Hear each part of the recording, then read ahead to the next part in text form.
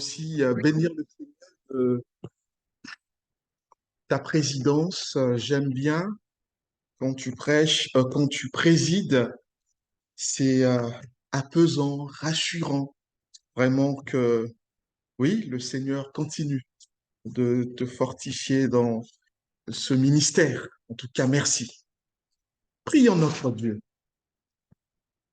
Notre Père, nous te bénissons. Oui, comme nous l'avons chanté, tu es au milieu de nous. Ta parole, elle est là pour nous garder de l'erreur. Aussi, nous te prions afin que ton esprit qui est en chacun de nous puisse nous garder de l'erreur au travers de ce qui sera lu, dit. Seigneur, je ne suis qu'un pécheur. Je te prie qu'au travers de ce que je dirai, que ton peuple puisse filtrer, Seigneur, grâce à ton esprit, ce qui est de toi et ne garder que ce qui est de toi. Que le trop, le superflu, Seigneur, ne puisse pas être gardé, retenu par tes enfants. Seigneur, que ton esprit puisse instruire chacun d'entre nous ce matin. C'est en Jésus que nous te prions. Amen. Amen. Ce matin, nous allons méditer un des extraits du livre des Actes des Apôtres. Alors, il y a quelques dimanches, je vous disais que le livre des Actes des Apôtres était écrit par l'évangéliste Luc, et Luc, poussé par le Saint-Esprit, a composé ce livre selon deux tableaux. Dans le premier tableau, il est mis en avant, bien entendu, en arrière-plan, et le plan central, c'est notre Seigneur. C'est de lui dont il est question. Mais l'auteur met en avant l'apôtre Pierre dans le premier tableau. Et dans le second tableau, il met en avant l'apôtre Paul. C'est à dessein qu'il a composé ce livre de telle manière. Le premier tableau va des chapitres 1 à 12, et c'est l'apôtre Pierre qui est mis en avant. Le second tableau des chapitres 13 au chapitre 28, et là, c'est cette fois-ci l'apôtre Paul. Alors, certainement que euh, l'auteur, poussé par le Saint-Esprit, a composé ce livre de cette manière pour, quelque part, souligner le fait que l'apôtre Pierre a reçu de Jésus, je vous renvoie à Matthieu 18, les clés de l'Église. C'est lui qui est là pour garder l'Église. Et on va le voir, il va ouvrir les portes pendant que l'Église est en train de faire ses premiers pas. Une autre raison aussi biblique, cette fois-ci c'est en Actes chapitre 1 verset 8, notre Seigneur avant d'aller au ciel après sa résurrection, il a dit aux disciples, vous recevrez le Saint-Esprit, il vous communiquera, alors je paraphrase, une puissance, vous serez mes témoins à Jérusalem, en Judée, en Samarie et jusqu'aux extrémités de la terre. Et l'apôtre Pierre, justement, commence son ministère d'abord auprès des Juifs, parce que c'est à eux que la promesse du Messie avait été faite. Et donc, c'est à eux donc, ils vont commencer à Jérusalem, en Judée, et après, le Seigneur permet qu'il y ait la persécution, et là, ils vont au-delà des murs de Jérusalem, de la Judée, ils vont vers les non-juifs, donc vers les païens. Et nous savons que le ministère de l'apôtre Paul est un ministère essentiellement parmi les non-juifs, parmi les païens. Et donc, Luc compose son livre de manière à ce que Pierre soit celui qui ouvre et Paul, celui qui va poursuivre, continuer. Alors, pendant que Paul poursuit, Pierre aussi continue quelque part à travailler, mais notamment en milieu juif, et Paul en milieu non juif, même si la stratégie de Paul, toutes les fois qu'il arrivait dans une ville, dans une localité, il commençait d'abord par les Juifs. Il allait dans une synagogue et une fois qu'il s'était entretenu avec les Juifs, certains l'acceptaient, d'autres le rejetaient, il allait vers les païens. Toujours pour obéir à, oui, ce que Jésus dit, à dire que l'évangile, cette promesse, elle est d'abord faite aux Juifs et ensuite aux gentils, donc aux païens, aux non-juifs que nous sommes.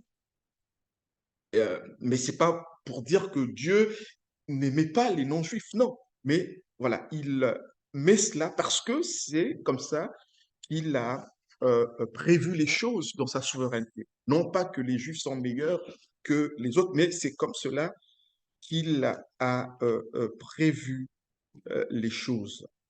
Mais nous allons revenir à ça.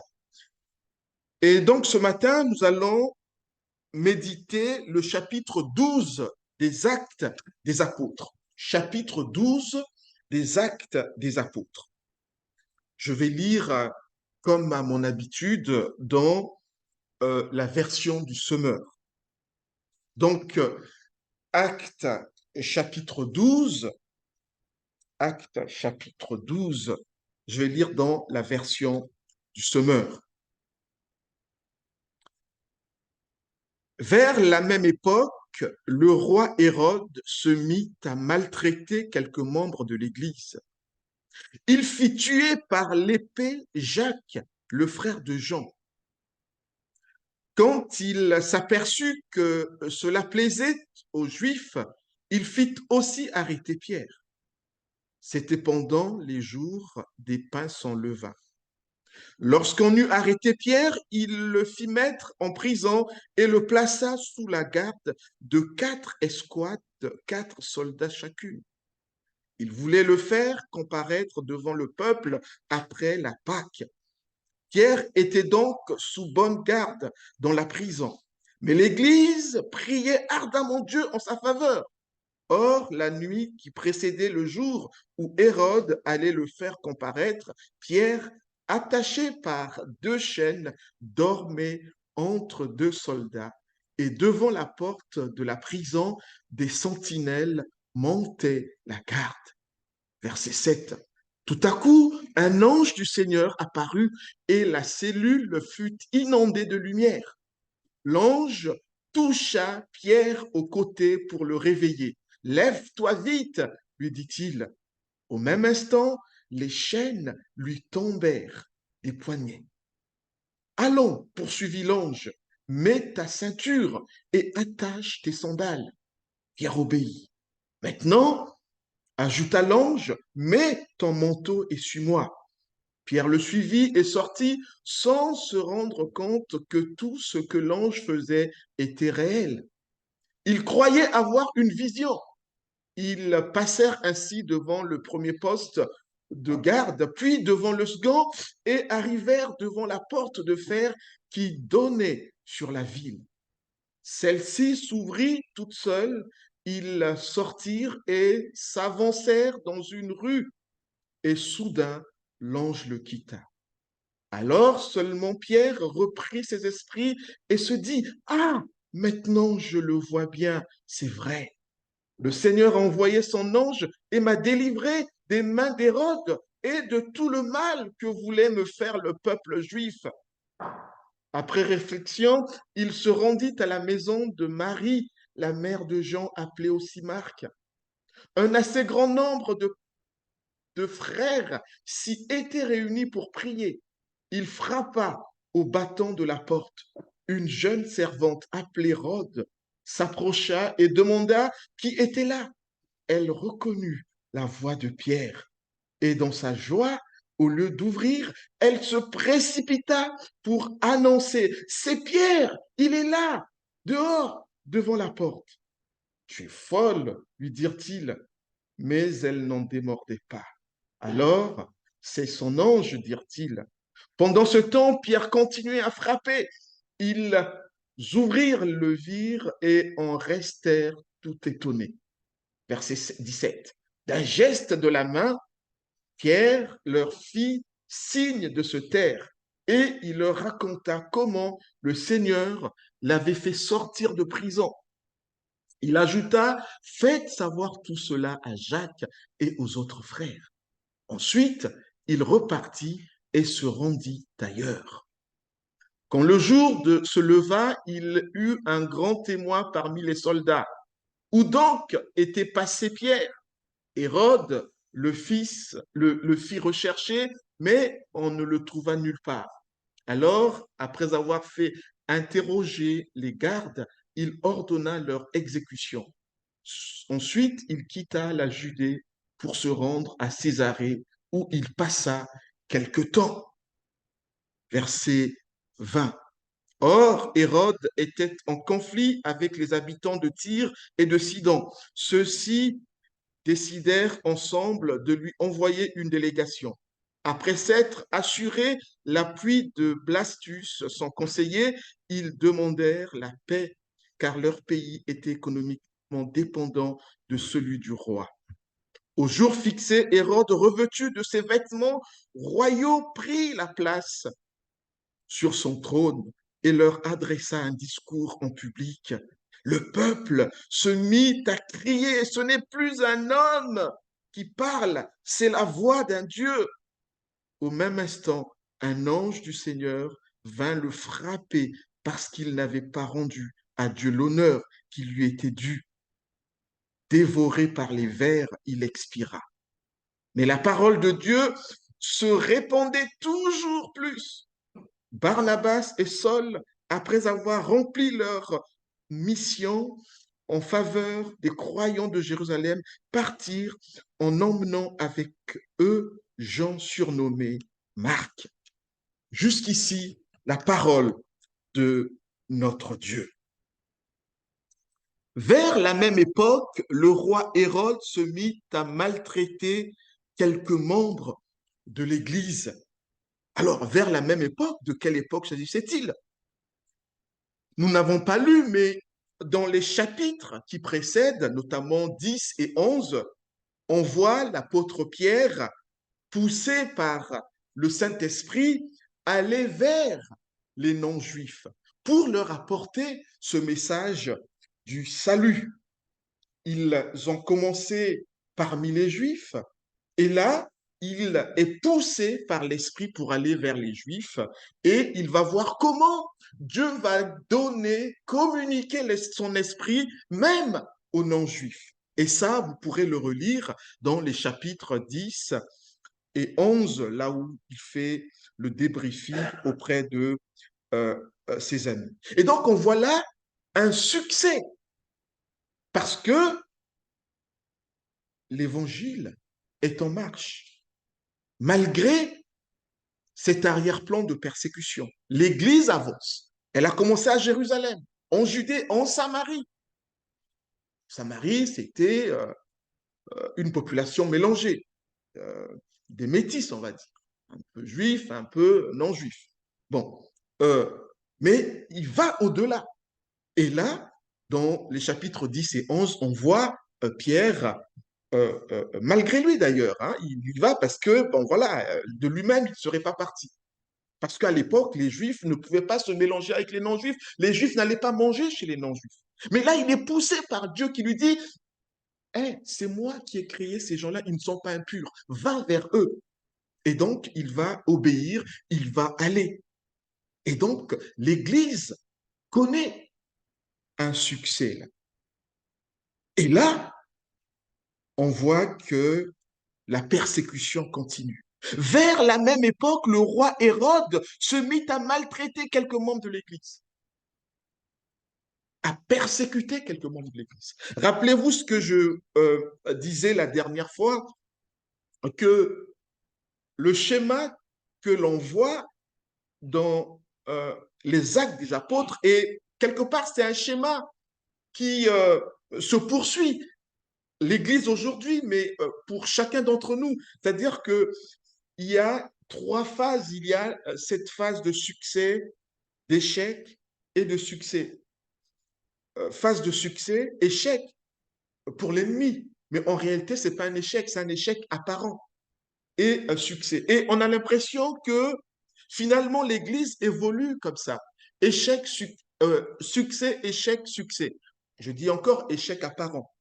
Euh, à titre d'exemple, on pourrait dire Jésus vient sur la terre, il apporte le message du royaume, il y a des gens autour de lui, il y a un succès, le diable n'est pas content, il le fait condamner, clouer, il y a un échec là. Pour le diable, Jésus, le fait qu'il soit à la croix, c'est un échec. Mais quelque part, c'est un échec apparent parce que le diable n'avait pas anticipé, il ne savait pas que cette mort à la croix serait libératrice pour un grand nombre de personnes. Et après ça, encore, donc, succès, échec, parce que l'Église sera persécutée, ainsi de suite. Et donc, l'Église évolue comme ça. Et là, on tombe dans cette phase d'échec apparent. Parce que là, le diable utilise un de ses serviteurs, Hérode, pour persécuter l'Église. Alors, le Hérode dont il est question ici, c'est le petit-fils de Hérode le Grand. Hérode le Grand qui a régné euh, euh, aussi pendant le ministère de Jésus. Donc voilà, Jésus est venu, c'était pratiquement à la fin du ministère d'Hérode, mais là, c'était Hérode le Grand. Et celui-ci, là, le Hérode dont il est question, c'est Hérode Agrippa Ier, qui est le petit-fils donc de cet Hérode-là, et un historien juif contemporain de Jésus rapporte que cet Hérode-là a régné 3 ans de 41 à 44 après Jésus-Christ. Donc, c'est sous son règne que l'Église est maltraitée. Il fit tuer par l'épée Jacques, le frère de Jean. Dans cette persécution, il y a des morts. Alors, nous savons qu'il y en a déjà eu, hein, notamment Étienne. Je vous renvoie à Acte 7, celui qui est dit le premier martyr de l'Église. Et là, Jacques meurt sous le coup de cette persécution. Jacques, frère de Jean. Alors, j'aimerais ouvrir une parenthèse ici. Je ne sais pas si vous vous souvenez de ce que avait demandé une fois Madame Zébédée. Je ne sais pas si vous connaissez Madame Zébédée. Euh, les fils de Zébédée, c'est Jacques et Jean. Et écoutons ce que avait demandé cette fervente croyante, leur maman, hein, Madame Zébédée, qui suivait Jésus, notamment, on peut le voir en Matthieu 20, verset 20, il nous est rapporté ceci, Matthieu nous rapporte ceci. Alors, la femme de Zébédée s'approcha de Jésus avec ses fils, donc Jacques et Jean. Elle se prosterna devant lui pour lui demander une faveur. Que désires-tu lui demanda-t-il. Elle lui répondit, voici mes 2 fils. Promets-moi de faire siéger l'un à ta droite et l'autre à ta gauche dans ton royaume. Jésus leur répondit, vous ne vous rendez pas compte de ce que vous demandez. Pouvez-vous boire la coupe que je vais boire? Oui, lui répondirent-ils, nous le pouvons. Alors Jésus reprit, Vous boirez en effet ma coupe, mais quant à siéger à ma droite ou à ma gauche, il ne m'appartient pas de vous l'accorder. Alors, c'est de bonne guerre. Cette maman qui aime ses enfants a compris que le royaume de Dieu qu'apporte Jésus est la chose la plus importante au monde. Et elle veut que ses enfants puissent occuper une place de choix, une place d'honneur. C'est tout à fait normal pour une maman qui aime ses enfants. Elle a compris l'importance du royaume. Et donc, elle demande que les enfants puissent occuper une place de choix. Jésus lui dit, mais euh, je n'y peux rien. Il y a que Dieu qui peut résoudre ce problème. Alors, Jésus lui-même, il est Dieu, mais quand il dit Dieu ici, il veut parler du Père. Et il leur dit, mais quant à ce qui est de la coupe, oui, et ça, ils pourront boire. Mais cette coupe, c'est quoi? Cette coupe, c'est la souffrance, la persécution pour l'évangile. Jésus lui-même, il a vécu cela à la croix. Il est en train de dire ici, vos enfants, à la limite, ils pourront boire cette coupe. Et ici, en Actes, chapitre 12, nous voyons qu'il nous est dit que Jacques, le frère de Jean, a été tué de l'épée.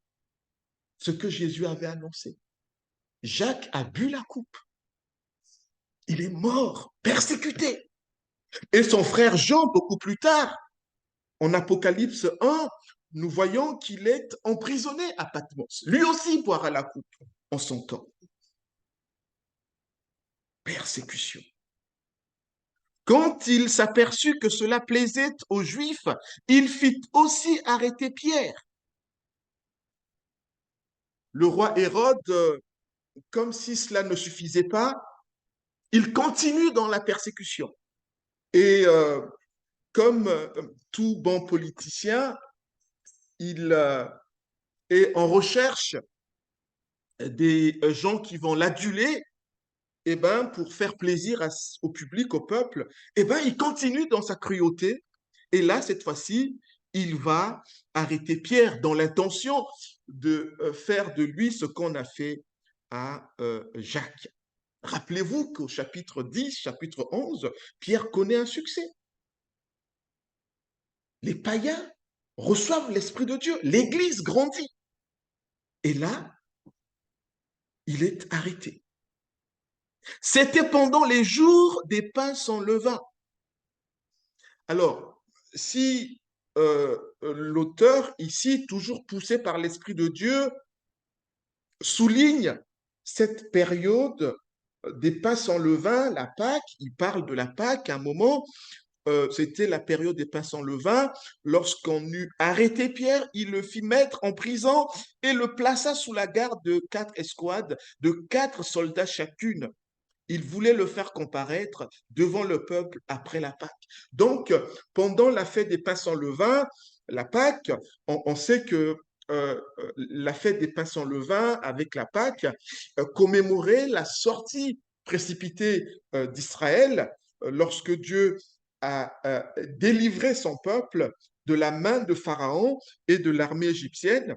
Et donc le peuple commémore cette sortie et aussi le fait que Dieu ait évité, épargné la mort des premiers fils d'Israël en contrepartie de l'agneau pascal, donc qui est véritablement le Seigneur. Donc il ressort quand même ce détail pour souligner que le message qu'apportent les apôtres, c'est un message où on nous parle de la délivrance.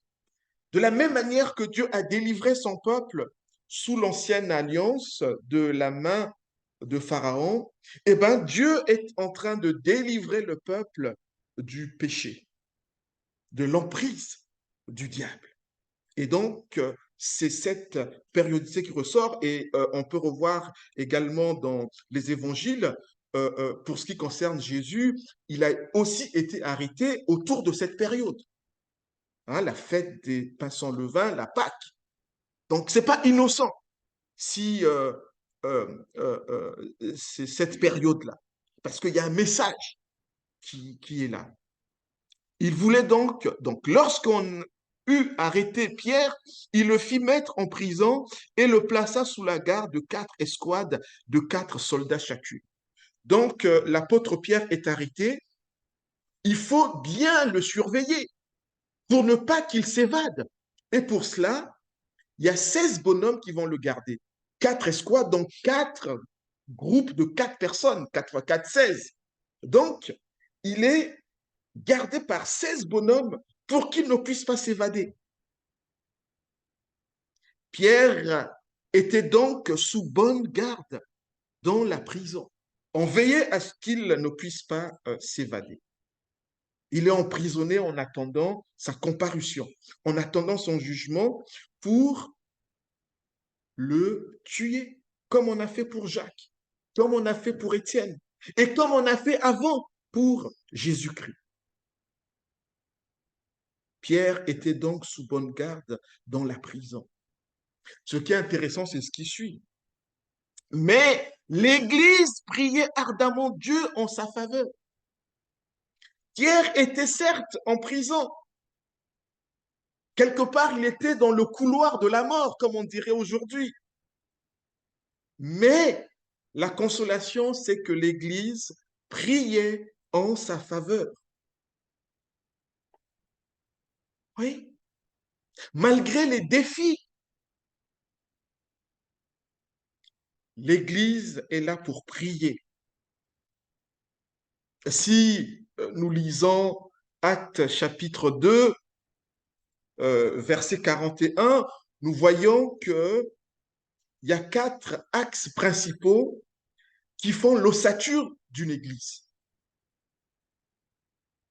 Il y a, alors je ne vais pas le dire dans l'ordre, mais de mémoire, il y a l'enseignement, la prière, la communion fraternelle et la scène, rompre le pas. C'est ça l'ossature d'une église. Une église qui n'est pas focalisée sur l'enseignement des apôtres. Donc l'enseignement de la Bible, qui n'est pas focalisé sur la prière, qui n'est pas focalisé sur la communion fraternelle, qui n'est pas focalisé sur la scène, n'est pas une église. Alors, ça peut être un club d'amis.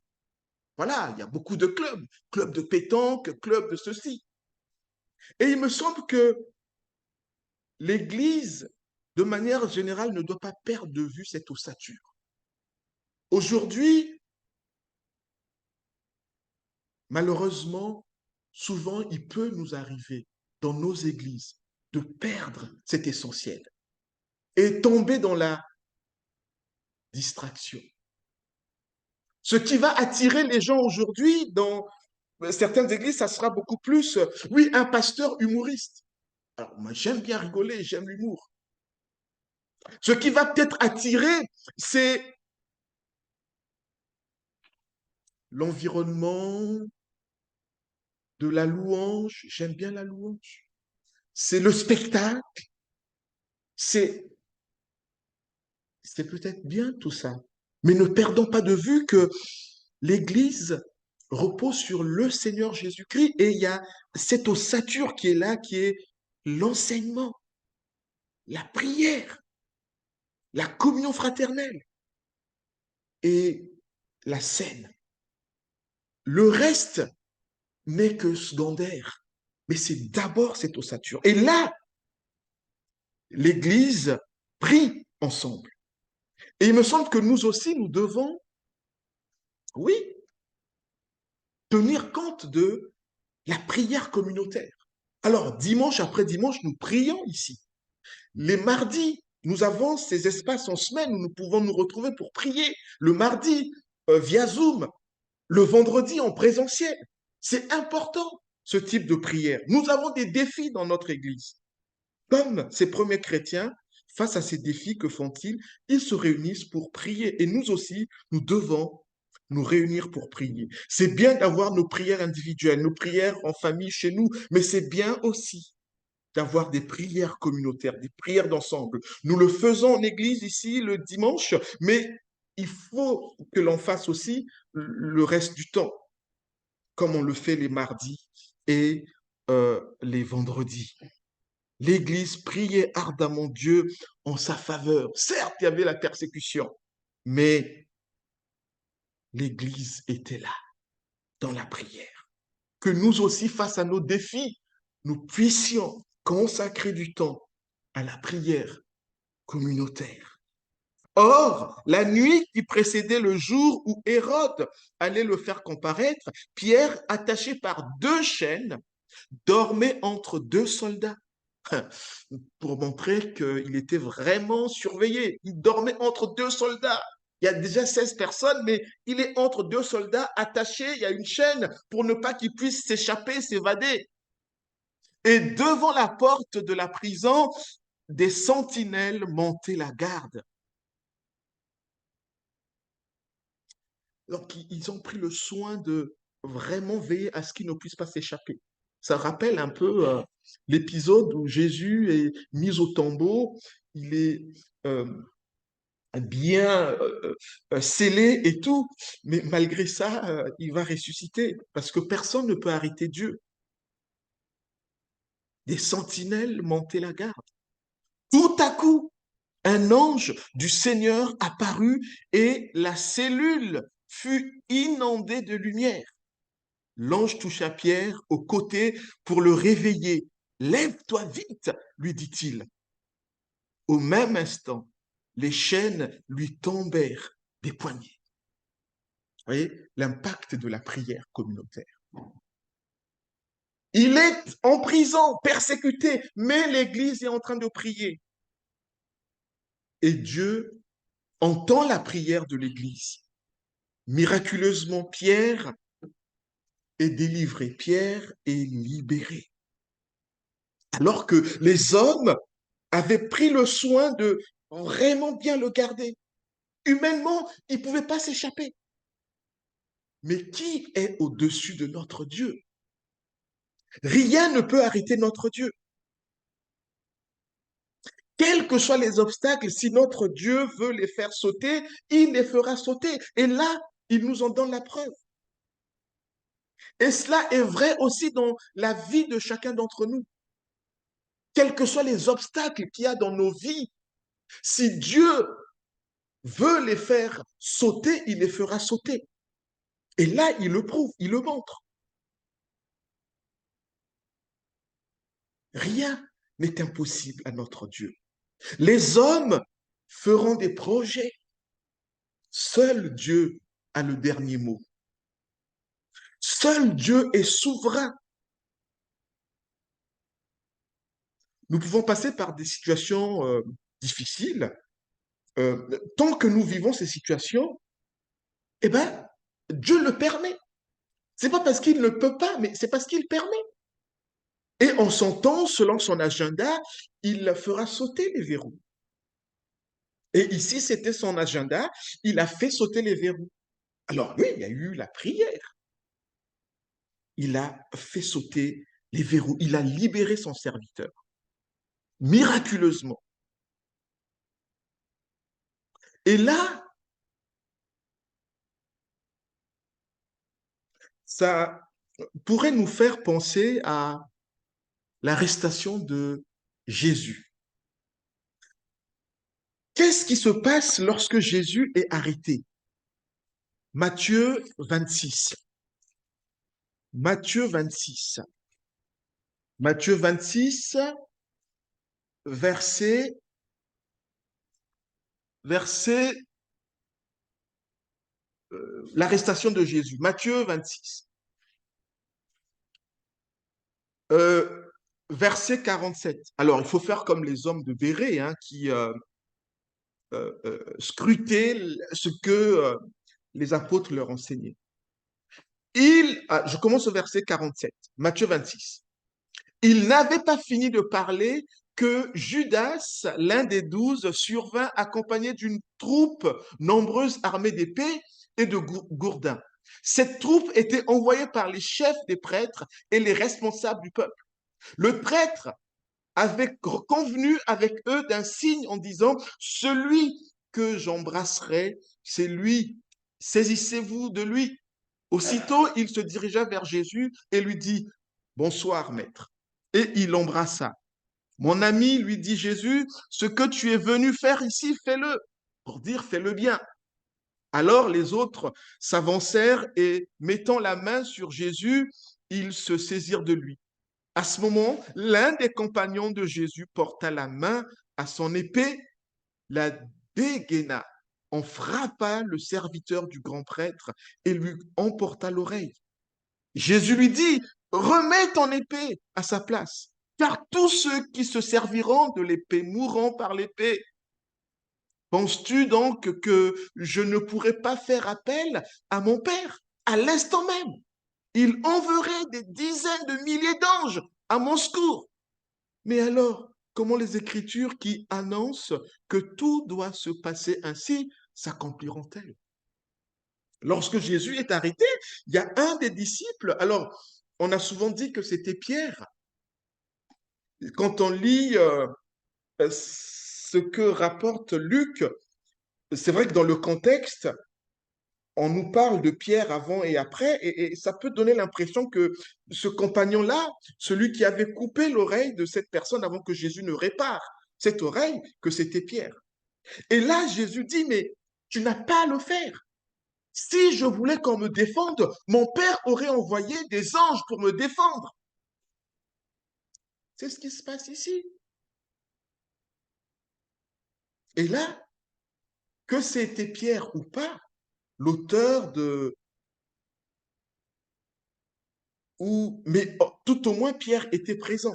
Donc, il a dû assister. Et là, Pierre devait se dire, mais c'est vrai que lorsque Jésus était arrêté, on a utilisé l'épée, mais il nous avait dit de ne pas le faire parce que s'il voulait que Dieu, le Père, le défende, le Père aurait fait et il aurait envoyé ses anges. Et là, pour ce qui m'arrive, il m'envoie son ange. Oui, il avait raison. Parce que les apôtres ne comprenaient pas toujours ce que leur disait Jésus sur le champ. Ils ont compris, réalisé certaines choses bien après. Comme nous d'ailleurs, aujourd'hui, quand nous lisons, on ne comprend pas toujours. Et c'est souvent des années après, on réalise, ah ben oui, oui.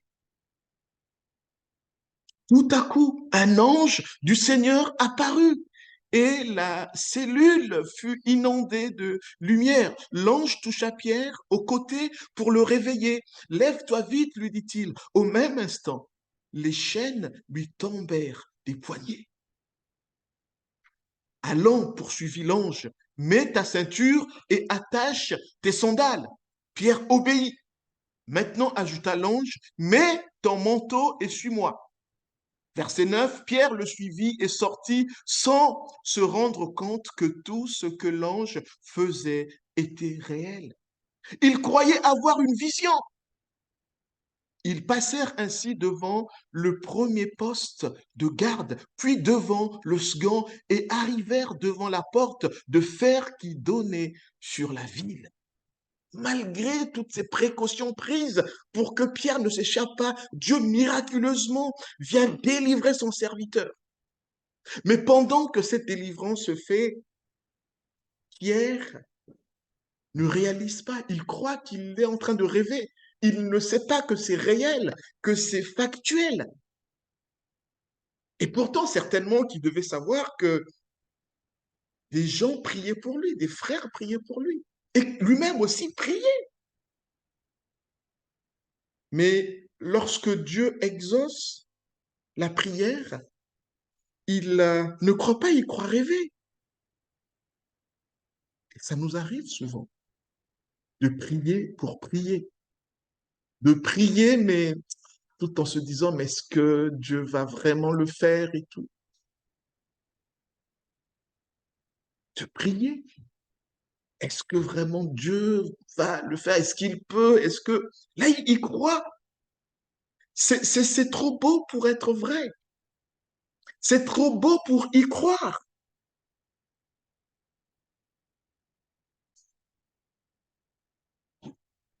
Celle-ci s'ouvrit toute seule. Ils sortirent et s'avancèrent dans une rue. Et soudain, l'ange le quitta. Alors, c'est un indice qui est intéressant ici. L'ange le quitta.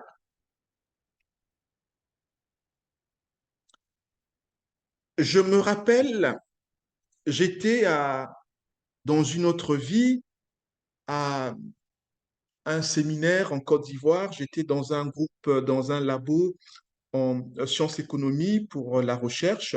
Et il y avait un séminaire en Côte d'Ivoire pendant quelques semaines, quelques jours. Et à la fin de ce séminaire, je me suis dit, je vais faire un petit périple dans les pays voisins. Donc, j'ai pris un bus, Abidjan, Burkina Faso, en passant par Bobo Dioulasso. Alors, ça ne nous parle peut-être pas, mais pour certains, oui. Bobo Dioulasso, Ouagadougou, et le Ghana, Conakry, mais de Ouagadougou au Ghana, alors je ne vous dis pas, c'est des bus, c'est pas évident, c'est pas les cars quand vous prenez là, vous êtes tranquille et tout, hein, c'est des trucs où quand tu rentres, tu dis, waouh, est-ce que tu vas survivre, quoi. Et de Ouagadougou à Conakry, non, Conakry, euh, le Ghana, la capitale du Ghana, Accra, on est passé par Koumassi avant et puis Ghana. Mais un monsieur est venu s'asseoir à côté de moi. Il m'a dit, pendant tout le voyage, il ne faudra pas parler. Je suis là pour te protéger. Je ne le connaissais pas. Et effectivement, quand on passait la douane, la police là-bas, quand ils rentrent, ils viennent vous dépouiller. Et moi, je ne parlais pas vraiment anglais. Enfin, je peux, voilà, mais ils auraient remarqué que je n'étais pas du coin. Et donc, c'est le monsieur qui intervenait pour moi. Je ne le connaissais pas. J'ai fait un voyage sans problème. Arrivé à Koumassi, donc j'étais déjà arrivé dans le pays, le monsieur avait disparu. J'ai même pas eu le temps de lui dire merci. Et je me suis toujours dit, le Seigneur avait envoyé là son ange pour me protéger. C'est-à-dire que le monsieur, je ne l'ai plus revu pour lui dire merci. Il avait disparu. Et là, c'est ce qui se passe.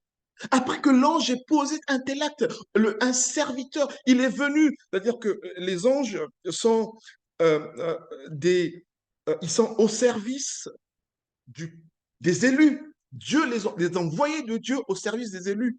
Et donc, il vient là pour secourir Pierre. Et après, il disparaît. Pierre n'a même pas le temps de lui dire ah ben merci et tout. Vous savez d'où ça vient? Alors, je m'avance un peu peut-être, mais quand nous lisons Apocalypse 19, verset 10, il est dit ceci. Apocalypse 19, verset 10. Apocalypse 19, verset 10. Rappelez-vous de Jean, l'apôtre, alors qu'il est à Patmos, l'ange lui parle, lui fait des révélations. Apocalypse veut dire révélation. Et à la fin, il est tellement subjugué que, ah, voilà ce qu'il dit. Apocalypse 19, à partir du verset 9. L'ange me dit alors, écris heureux les invités au festin des noces de l'agneau.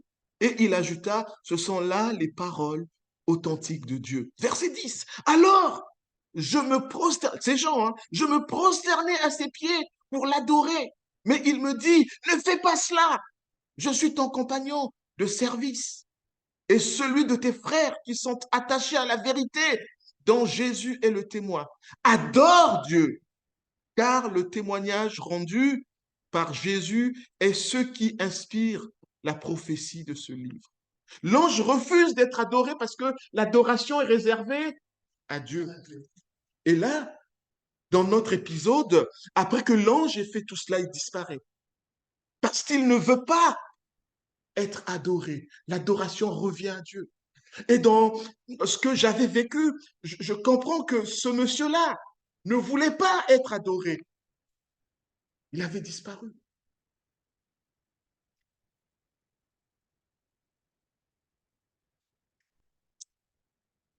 Verset 11. Alors seulement, Pierre reprit ses esprits et se dit, ah, Maintenant, je le vois bien, c'est vrai. Le Seigneur a envoyé son ange et m'a délivré des mains d'Hérode et de tout le mal que voulait me faire le peuple juif.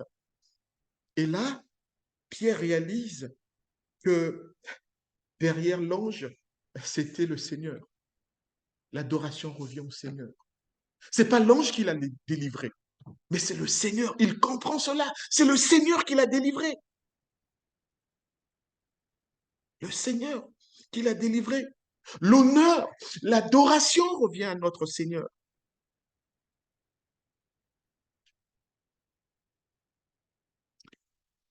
Et jusque-là, là maintenant, il réalise. C'était trop beau pour être vrai, trop beau pour être cru. Verset 12. Après réflexion, il se rendit à la maison de Marie, la mère de Jean, appelée aussi Marc. Un assez grand nombre de frères s'y étaient réunis pour prier. Et c'est certainement cette église, au verset 5, il est dit que les gens se réunissaient pour prier en faveur de Pierre. C'est peut-être eux qui étaient dans cette maison-là pour prier. Et là, on voit que l'église n'est pas un bâtiment, mes amis. Ces gens, et on parle de l'église, étaient dans une maison. L'église, c'est pas forcément une cathédrale. L'église, c'est pas forcément un temple. L'église, c'est pas forcément une chapelle comme la nôtre. L'église, ce sont des personnes qui ont placé leur confiance en Jésus-Christ, qui se réunissent, qui se retrouvent. C'est une communauté. C'est ça l'église. Quel que soit le lieu, là où il y a un rassemblement de croyants qui ont placé leur confiance en Jésus, c'est là l'église. L'église ne dépend pas des pierres construites par des mains d'hommes. L'Église, c'est l'ensemble des personnes qui ont placé leur confiance en Jésus-Christ. Et là, cette Église est là, en train de prier, d'intercéder pour Pierre. Et Pierre, suite à sa délivrance, il réalise qu'il a été délivré par le Seigneur. Il se dit, il faut que j'aille encourager les frères qui sont en train de prier pour moi. Il faut que j'aille témoigner pour qu'ils soient dans la joie de savoir que Dieu a exaucé leur prière. Un assez grand nombre de frères s'y étaient réunis pour prier. Il frappa au bâton de la porte. Une jeune servante appelée Rhode s'approcha et demandant qui était là. Elle reconnut la voix de Pierre. Et dans sa joie, au lieu d'ouvrir, elle se précipita pour annoncer, c'est Pierre, il est là, dehors, devant la porte. Imaginez-vous, nous sommes en train de prier, d'intercéder, et sur le champ, Dieu exauce la prière. Quelle est la réaction de l'Église ici?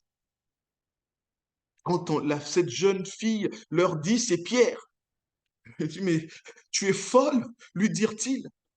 Mais c'est trop beau pour être vrai, c'est trop beau pour être cru. Donc la même réaction, cet étonnement qu'avait eu Pierre, l'Église aussi a le même étonnement. Il ne croit pas que que c'est l'exaucement. Pierre a eu cet étonnement. L'Église aussi est étonnée. Et là, c'est un indice qui montre que quelque part, l'Église priait, mais tout en priant, il se disait, oh, on prie, mais bon, il sera exécuté comme Jacques, comme Étienne, comme Jésus avant, mais on prie quand même. C'est ce qui nous arrive, mes amis. Lorsque nous prions, nous aussi, trop souvent, nous prions pour prier comme une formalité, mais le cœur n'y est pas. Est-ce que Dieu va permettre? C'est ce qui se passe ici. C'est ce qui se passe ici. Pierre, c'était pas n'importe qui. C'est à lui que le Seigneur a donné les clés de l'Église. Il doute, ouais, l'Église ici. Mais il n'y a qu'une seule personne qui croit à cet exaucement. C'est cette jeune fille. Peut-être que dans le groupe, elle était négligée. Il est dit ici, c'était une servante. Peut-être que dans le groupe, ici, il y avait des personnes qualifiées qui enseignaient la parole de Dieu. Mais eux n'avaient pas cru. Il y avait peut-être des pasteurs là, mais eux n'avaient pas cru. Mais c'est cette jeune Rhode qui certainement, dans le groupe, était négligée. Mais qu'est-ce que tu peux faire, toi? C'est elle qui exerce sa foi. C'est elle qui croit que Dieu a exaucé. Oui, le Seigneur souvent passe par des personnes simples. C'est pas Pierre, c'est pas elle les responsables de l'Église, mais c'est cette jeune fille qui certainement était négligée, une servante. C'est elle qui exerce, qui a cette foi, qui croit qu'il y a eu l'exaucement, que c'est Pierre, pendant que les autres doutent alors qu'ils priaient pour l'exaucement. Oui, faisons attention. Quand nous prions, mais oui, après, c'est Dieu qui tient les clés, c'est lui qui peut nous sortir de la situation, mais nous, quand on prie, oui, croyons que Dieu est capable de le faire. Mais n'allons pas en priant en disant, oh, je prie, mais bon, oh, de toute façon, ça sert à rien. Et là, l'indice, on a l'impression que l'Église priait un peu comme ça. Tu es folle, lui dirent-ils. Mais elle n'en démordait pas. Alors, c'est son ange, dirent-ils. Alors, c'est son ange, dirent-ils. Et là, ça trahit quelque part, bien que ces chrétiens avaient placé leur confiance en Jésus-Christ, mais ils étaient encore marqués par l'arrière-plan de la croyance de leur culture. Ici, quand il dit, mais oh, c'est peut-être son ange, parce que à l'époque, en Palestine, on croyait que quand quelqu'un mourait, son esprit pouvait encore rôder pendant quelques jours. Et donc, ils disent, mais en prie, c'est vrai, mais il est déjà mort. Et donc, si tu nous dis que c'est Pierre, bon, c'est peut-être son esprit. Et là, il y a un indice qui nous montre que ces chrétiens-là, bien que sauvés, étaient encore quelque part dans le syncrétisme, étaient encore quelque part dans le syncrétisme. Souvent, nous faisons de l'église du début, j'aime pas dire l'église primitive, mais l'église du début, que tout était rose, mais non, l'église est en construction, mes amis. L'église sera parfaite quand le Seigneur reviendra. Et si nous parcourons la Bible, on le voit. Et même aujourd'hui, c'est pareil. Oui, ils avaient placé leur confiance dans le Seigneur, mais ils étaient encore dans ces pièges-là du syncrétisme. Comme aujourd'hui, selon la culture de chacun, il y a des chrétiens qui vont croire encore au vaudou. Mais il faut arrêter.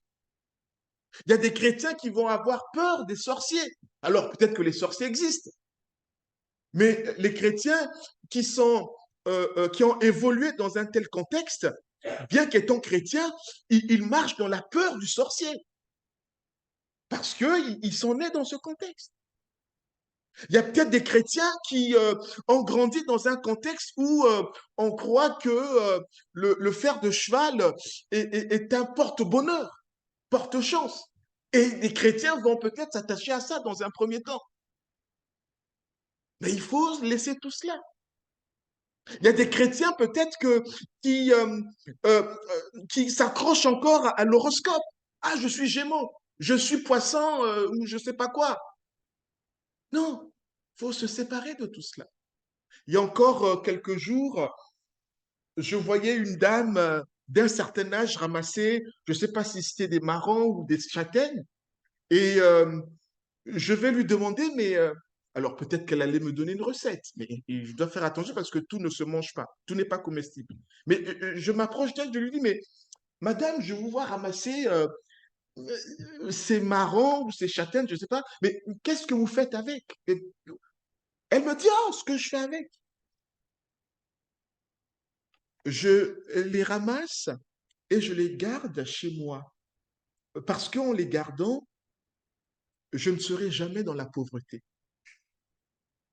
Donc là, on a une personne qui est dans la superstition. Elle croit que ces marrons-là vont lui porter bonheur, elle ne pourra pas être dans la pauvreté. Elle dit, c'est pas pour être riche, mais je ne serai pas dans le besoin. Mais peut-être qu'il y a des chrétiens qui s'accrochent encore à des choses comme ça. Comme ici, là, on voit. Alors, c'est son ange, dit-il. Voilà. Mais on peut croire que voilà, le Seigneur, par la suite, va nettoyer tout cela.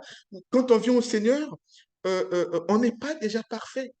La perfection, nous l'atteindrons seulement au retour de notre Seigneur lorsqu'il nous transformera en corps de gloire. Mais pour l'instant, nous sommes en train d'être nettoyés, d'être nettoyés. Donc souvent, nous devons être patients aussi envers nos frères et sœurs. Peut-être que Dieu t'a déjà montré que ça, c'est pas bien. Et ton frère ou ta sœur, non. Il faut être patient avec ce frère ou cette sœur. Ne brutalisons pas. Soyons patients.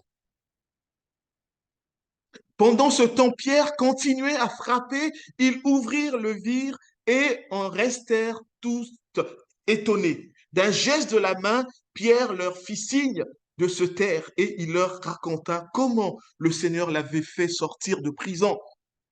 Il ajouta, faites savoir tout cela à Jacques et aux autres frères. Jacques ici, c'est pas le Jacques qui est mort, le frère de Jean. Jacques ici, c'est le Jacques, frère de Jésus, qui, pendant le ministère de Jésus, ne croyait pas en Jésus. Il a cru en Jésus suite à la mort et à la résurrection de Jésus. Et il est devenu le pilier de l'Église. Et il dit, mais allez leur dire, témoignez que je ne suis pas mort, on m'a libéré pour encourager l'Église là-bas, pour encourager les frères. Vous voyez, nous aussi, on a besoin de témoigner. Ce que on a souvent, on a une tradition dans l'Église, c'est une fois par trimestre, nous faisons des témoignages. Mais ce n'est pas parce qu'on veut amuser la galerie, mais c'est pour, oui, témoigner que Dieu agit encore aujourd'hui dans nos vies. Et ça nous encourage dans notre foi. C'est ce qui se passe ici. Ensuite, il repartit et se rendit ailleurs. Quand le jour se leva, il eut un grand témoin parmi les soldats, où donc était passé Pierre. Hérode le fit rechercher, mais on ne le trouva nulle part. Alors, après avoir fait interroger les gens, les gardes, il ordonna leur exécution. Ensuite, il quitta la Judée pour se rendre à Césarée, où il passa quelque temps. Oui, Pierre s'est évadé, malgré les précautions qui avaient été prises, et on ne le retrouve pas. Et à l'époque, lorsque un prisonnier s'évadait, ben, ce sont les gardes qui étaient là qui étaient condamnés à la place du prisonnier. Et donc, c'est ce qui va se passer. Et il nous est dit que Pierre est allé ailleurs. Donc, l'auteur de ce livre, Luc, poussé par l'Esprit, il consigne que Pierre est allé ailleurs. Alors, en le lisant, on peut se dire que bon, mais non, c'est un détail important. Rappelez-vous du tableau. Deux tableaux. Le premier tableau, c'est Pierre qui est en avant. 1 à 12, chapitre 1 à 12. Le second tableau, c'est l'apôtre Paul qui est en avant, l'apôtre des païens, chapitre 13 à 28. Et au chapitre 12, l'acte des apôtres a 28 chapitres. Donc le chapitre 12, c'est le milieu. La moitié de 28, c'est 14. Là, c'est 12, donc voilà, à peu près. Donc, c'est à la moitié, l'auteur poussé par le Saint-Esprit fait disparaître Pierre pour dire que maintenant, on va le voir, c'est Paul qui prend le relais. Alors, ça ne veut pas dire que Pierre n'était pas en ministère, il avait toujours son ministère. Mais ici, l'auteur veut nous montrer que, oui, l'évangile a été semé parmi les Juifs, maintenant ça va continuer. Et l'auteur, comme un scénariste, fait disparaître l'apôtre Pierre pour laisser maintenant Paul. Et Paul commence à apparaître. Or, Hérode était en conflit avec les habitants de Tyr et de Sidon. Ceux-ci décidèrent ensemble de lui envoyer une délégation. Après s'être assuré l'appui de Blastus, son conseiller, ils demandèrent la paix car leur pays était économiquement dépendant de celui du roi. Au jour fixé, Hérode, revêtu de ses vêtements royaux, prit place sur son trône et leur adressa un discours en public. Le peuple se mit à crier. Ce n'est plus un homme qui parle, c'est la voix d'un Dieu. Au même instant, un ange du Seigneur vint le frapper parce qu'il n'avait pas rendu à Dieu l'honneur qui lui est dû. Dévoré par les vers, il expira. Mais la parole de Dieu se répandait toujours plus. Barnabas et Saul, donc Paul, après avoir rempli leur mission en faveur des croyants de Jérusalem, partirent en emmenant avec eux Jean surnommé Marc. Vous voyez, intéressant. C'est-à-dire que Pierre disparaît et c'est maintenant Paul qui commence à être mis en mouvement. C'est pas innocent si l'auteur, poussé par l'Esprit de Dieu, a permis cela. C'est pour que l'on comprenne ce que Jésus disait, les Juifs puis les païens. Et là, le premier tableau, donc où Pierre est en évidence, se termine là. Notre chapitre a commencé avec la toute-puissance d'Hérode. Il se termine avec Hérode, finalement, qui est mangé par les vers. Ce même Hérode qui a terrorisé l'Église. Là, il est mangé par les vers. Aucun homme, mes amis, n'est au-dessus de notre Dieu. Dieu, s'il permet des choses, nous pouvons dire, mais pourquoi est-ce qu'il permet? Il est au contrôle. Lorsque Pierre était en prison, Dieu était au contrôle. Hérode, là, disparaît, mangé par les vers.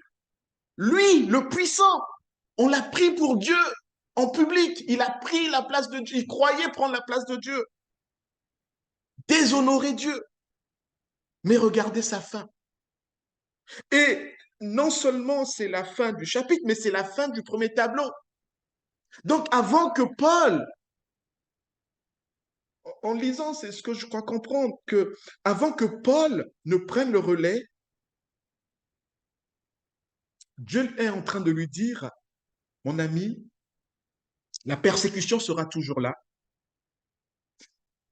mais sache que ceux qui vous persécutent ne sont pas au-dessus de moi. Va dans ton ministère, tu seras persécuté. Et on le verra dans les versets suivants. Paul sera persécuté, mais sache que je suis au-dessus de ceux qui vous persécuteront. Il y a ce message qui est envoyé à Paul pour qu'il soit encouragé et pour que nous aussi nous soyons encouragés. La fin de ce tableau nous encourage. Oui, aujourd'hui nous serons persécutés, mais le Seigneur est au contrôle. Le Seigneur est au-dessus. C'est lui le souverain. Ce n'est qu'une question de temps. Et ce qui est intéressant, c'est que dans la Bible, là, c'est pas écrit, mais Flavius Joseph, un des historiens qui n'était pas chrétien, mais contemporain de Jésus au 1er siècle de notre ère, dit que Hérode, Agrippa Ier, ce Hérode-là, il a régné 3 ans, de 41 à 44.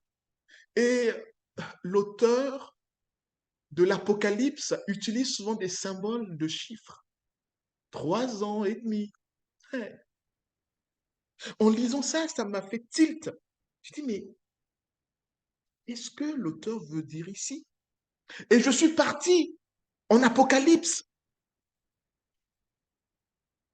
Apocalypse chapitre 13, où l'on parle de celui qui parodie Dieu, de celui qui singe Dieu.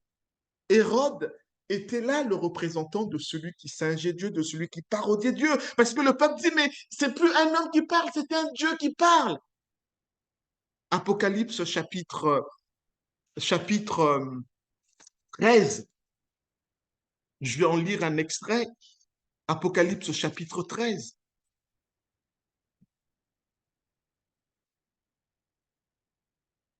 Apocalypse chapitre 13. J'avais souligné ça sur ce Apocalypse chapitre 13. C'était quoi le verset? Oui, Apocalypse chapitre 13, à partir du verset 4. Il est dit, alors le titre ici, c'est la bête qui monte de la mer, la bête qui monte de la terre.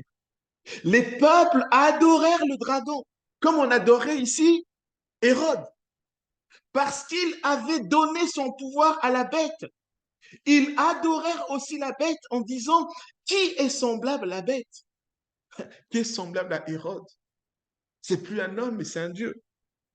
Qui peut combattre contre elle? Il lui fit donner une gueule pour proférer des discours arrogants et insultants contre Dieu. Ce que faisait Hérode.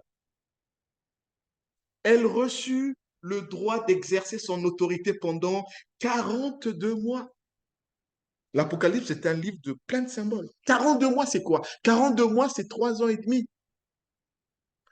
Le pouvoir d'Hérode n'a duré que 3 ans, mes amis. Hérode, avant lui, il y a eu des systèmes politiques. Je vous renvoie à Daniel, qui des royaumes qui étaient hostiles à l'avancement de l'œuvre de Dieu. Les Assyriens, les Babyloniens, les, euh, les, les Perses, après les Grecs, les Grecs, les Romains, ces systèmes. Et ces systèmes se perdurent encore aujourd'hui contre l'avancement du royaume. Mais le Seigneur est au contrôle parce que Jésus a dit, les portes de la mort ne prévaudront pas contre l'Église.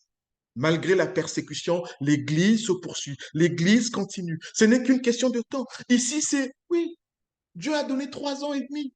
Dieu a donné 3 ans à Hérode pour régner. Mais il a le dernier mot. Aujourd'hui aussi, ce n'est pas est-ce que Dieu délivre. Non, c'est quand. Alors, les 3 ans et demi peuvent durer 1000 ans, mais je veux dire, mais voilà, c'est symbolique ici. C'est pour dire que Dieu est au contrôle. Il permet certaines choses, mais il a le dernier mot, comme il a permis ici pour Hérode. Et comme on le voit dans Apocalypse, comme on le voit dans Daniel, il a le dernier mot. Pour finir, rapidement, retenons que l'Église, aussi longtemps qu'elle sera encore sur cette terre avant que notre Seigneur revienne, l'Église sera persécutée d'une manière ou d'une autre. Mais le Seigneur est avec nous. Et nous devons être dans l'intercession. Prier comme ici. Savoir que Dieu accomplira encore des miracles aujourd'hui, d'une manière ou d'une autre. Et à nous d'être attentifs à ce que Dieu fait. À nous d'avoir cette foi qui croit que ce que nous demandons à Dieu est réalisable.